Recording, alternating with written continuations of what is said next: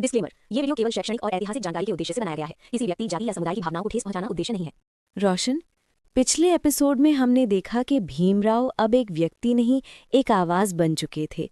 लेकिन आज मैं ये जानना चाहती हूँ, जब आवाज बन जाती है तो पहला सवाल किस चीज का उठता है? सबसे बुनियादी चीज का स्मृति, पानी का। और यही वो मुद्दा था जिसने भीमराव को सीधे समाज के सबसे संवेदनशील हिस्से से टकरा दिया। पानी, जो जीवन है। हाँ, लेकिन उस समय पानी भी बराबर नहीं था। सन 1926 और 1927 के बीच महाराष्ट्र के कई हिस्सों में दलित समाज को सार्वजनिक जल स्रोतों से पानी लेने की अनुमति नहीं थी। यानी सड़क सार्वजनिक थी, हवा सार्वजनिक थी, लेकिन पानी नहीं। बिल्कुल। और भीमराव इसी सवाल को खुले मंच पर रखने लगे। उनका कहना साफ था, अगर हम टैक्स देते हैं तो पानी हमारा भी अधिकार है। ये बात सीधे व्यवस्था को चुनौती देती है। और यही हुआ। सन 1927 की शुरुआत में भीमराव ने एक ऐतिहासिक निर्णय लिया। उन्होंने तय किया कि अब सिर्फ लिखना और बोलना काफी नहीं है, अब उदाहरण देना होगा। किस तरह का उदाहरण? पानी पीने का। महाराष्ट्र के रायगढ़ जिले में महाड़ नाम की जगह थी। वहां एक सार्वजनिक तालाब था, चौदार तालाब। कानून के अनुसार ये तालाब सभी के लिए खुला था, लेकिन व्यवहार में दलितों के लिए बंद। और यही विरोधाभास भीमराव को सबसे ज्यादा खटकता था। तो उन्होंने क्या किया? उन्होंने घोषणा की, 20 मार्च 1927। इस तारीख को भीमराव ने हजारों दलितों को महाड़ में इकट्ठा होने का आह्वान किया। ये बहुत साहसिक कदम था। बहुत, क्योंकि ये सिर्फ पानी पीने का सवाल नहीं था, ये सदियों पुरानी सोच को सीधी चुनौती थी। उस दिन का माहौल कैसा रहा होगा? तनाव से भरा। लोग डरे हुए थे, लेकिन पहली बार डर के साथ आत्मसम्मान भी था। और भीमराव? शांत, बहुत शांत। उन्होंने कहा, हम कोई अपराध नहीं कर रहे, हम सिर्फ अपना अधिकार ले रहे हैं। ये वाक्य इतिहास बन जाता है। और बनने वाला था। जब दलित समाज के लोगों ने चवदार तालाब का पानी पिया तो वो पल सिर्फ एक घटना नहीं रहा, वो एक संदेश था। किस तरह का संदेश? कि इंसान इंसान है और अधिकार किसी की दया पर नहीं टिकते। लेकिन रोशन, समाज ने इसे शांति से स्वीकार किया होगा। नहीं, यही वो मोड़ है जहां कहानी और गहरी हो जाती है। यानी प्रतिक्रिया आने वाली थी। तेज प्रतिक्रिया। और वही प्रतिक्रिया भीमराव को देश के हर कोने में पहचान दिलाने वाली थी। तो एपिसोड 5 की ये शुरुआत असल में एक बड़े तूफान की पहली लहर है। बिल्कुल, क्योंकि पानी से शुरू हुई ये लड़ाई अब सम्मान और अधिकार की राष्ट्रीय लड़ाई बनने वाली थी। रोशन, महाड़ में पानी पीने का वो क्षण इतिहास बन चुका था। लेकिन मैं ये जानना चाहती हूँ, जब सदियों पुरानी व्यवस्था को खुले तौर पर चुनौती दी जाती है तो उसका जवाब किस रूप में आता है? अक्सर गुस्से में स्मृति। और महाड़ सत्याग्रह के बाद यही हुआ। 20 मार्च 1927 के बाद महाड़ में तनाव तेजी से बढ़ गया। क्योंकि ये सिर्फ पानी का सवाल नहीं रहा। बिल्कुल, ये सवाल बन गया था, अगर आज पानी तो कल क्या।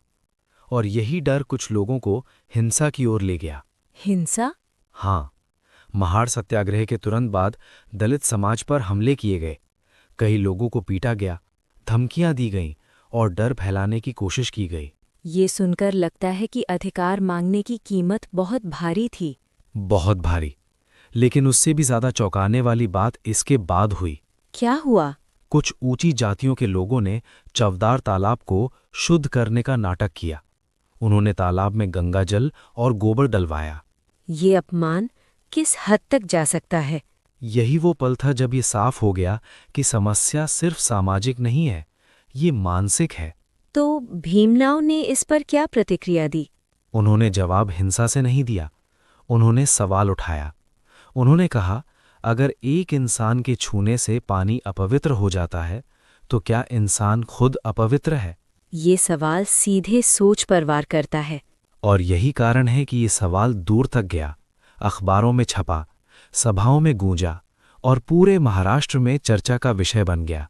तो ये आंदोलन अब स्थानीय नहीं रहा।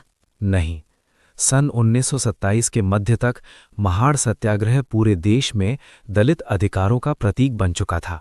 लेकिन हिंसा और विरोध के बीच लोगों का मनोबल टूट तो नहीं गया।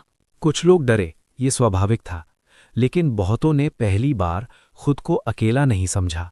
उन्हें लगा कोई है जो उनके लिए खड़ा है। और वो कोई भीमराव थे। हाँ, लेकिन भीमराव ये भी समझ रहे थे कि सिर्फ पानी का सवाल पर्याप्त नहीं है। यानी समस्या और गहरी थी। बहुत गहरी। उन्होंने साफ कहा, जब तक धार्मिक ग्रंथ भेदभाव को सही ठहराते रहेंगे तब तक सामाजिक बराबरी संभव नहीं है। ये बहुत बड़ा बयान है। और बहुत साहसी भी, क्योंकि अब वो सिर्फ समाज से नहीं, परंपरा से टकराने वाले थे। तो क्या यही वो मोड़ है जहां आंदोलन नए रूप में बदलने वाला है?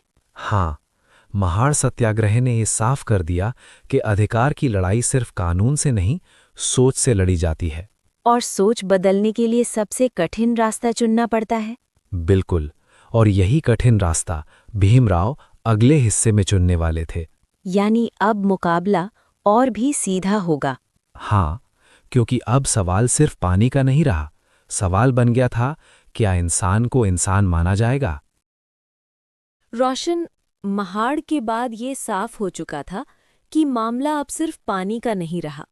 लेकिन मैं ये जानना चाहती हूँ, जब इंसान समझ ले कि अन्याय की जड़ कानून से भी गहरी है, तो अगला सवाल किससे पूछा जाता है?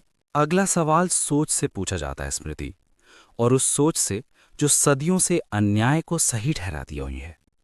महाड़ सत्याग्रह के बाद भीमराव ने एक बहुत कठिन निष्कर्ष निकाला। किस तरह का निष्कर्ष? कि सामाजिक भेदभाव सिर्फ लोगों की आदत नहीं है, इसे धर्म और ग्रंथों का सहारा मिला हुआ है। ये बात कहना बहुत जोखिम भरा रहा होगा। बहुत। सन 1927 के मध्य तक भीमराव ये खुलकर कहने लगे थे कि कुछ धार्मिक ग्रंथ मानव को बराबर नहीं मानते, और जब तक इस सोच को चुनौती नहीं दी जाएगी तब तक बराबरी सिर्फ सपना रहेगी। तो उन्होंने इस चुनौती को कैसे सामने रखा? शब्दों से पहले प्रतीक के जरिए। 25 दिसंबर 1927, ये तारीख भारतीय सामाजिक इतिहास में हमेशा याद रखी जाएगी। क्यों?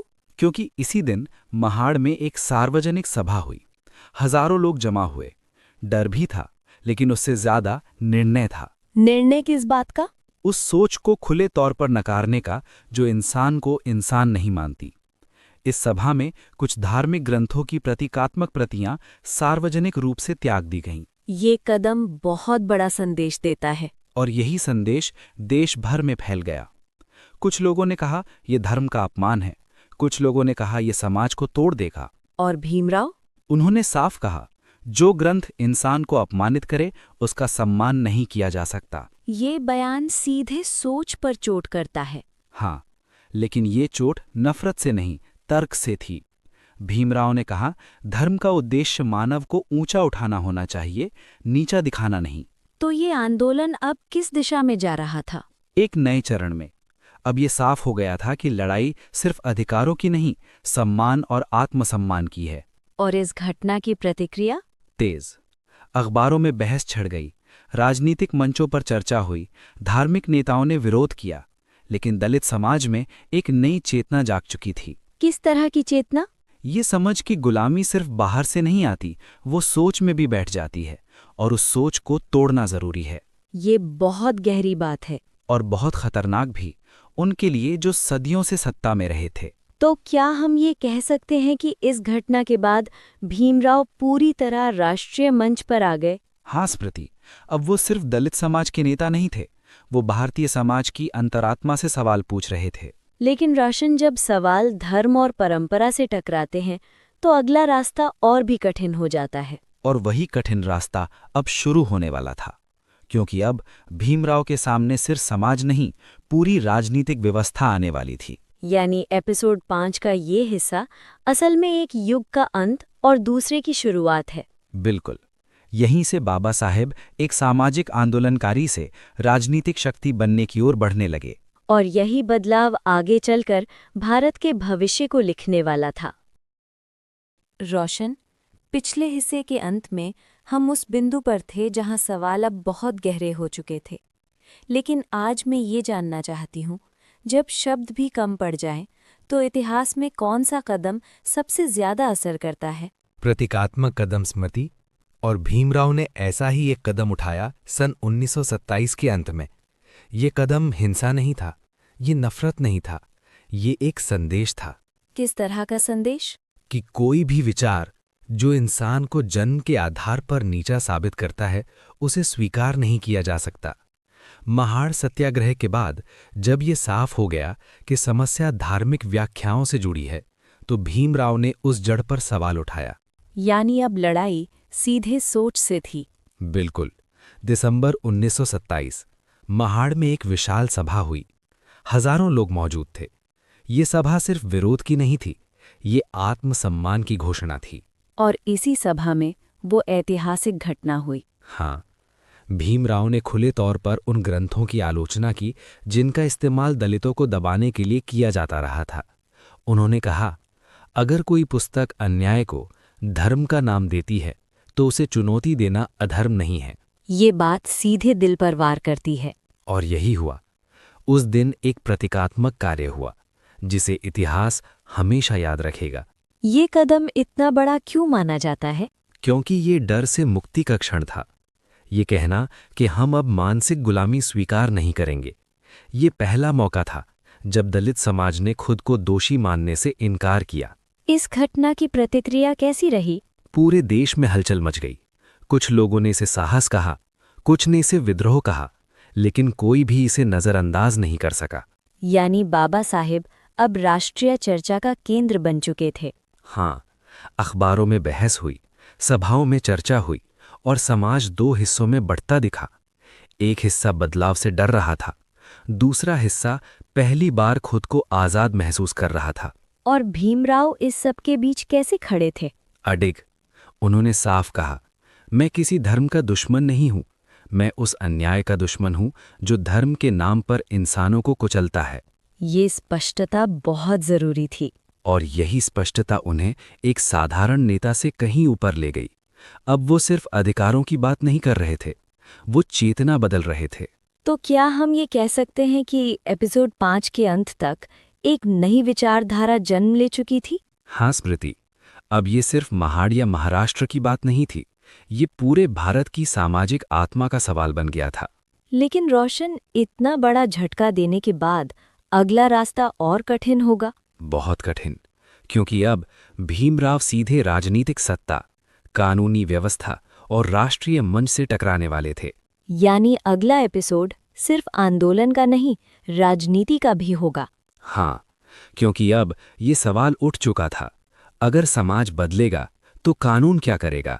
और यही सवाल भारत के भविष्य को आकार देने वाला है। बिल्कुल। और इसी सवाल के साथ एपिसोड 5 समाप्त होता है। ये वीडियो एक ऐतिहासिक और शैक्षिक बायोग्राफी पर आधारित है। इसमें दिखाई गई घटनाएं और संवाद इतिहास से प्रेरित हैं और दर्शकों को जानकारी और प्रेरणा देने के उद्देश्य से प्रस्तुत किए गए हैं। इस वीडियो का मकसद किसी भी जाति, धर्म, समुदाय या व्यक्ति के प्रति नफरत, भेदभाव या अपमान फैलाना नहीं है। हम सभी महापुरुषों और समाज के प्रति पूरा सम्मान रखते हैं। कृपया इस वीडियो को शिक्षा और समझ के दृष्टिकोण से देखें।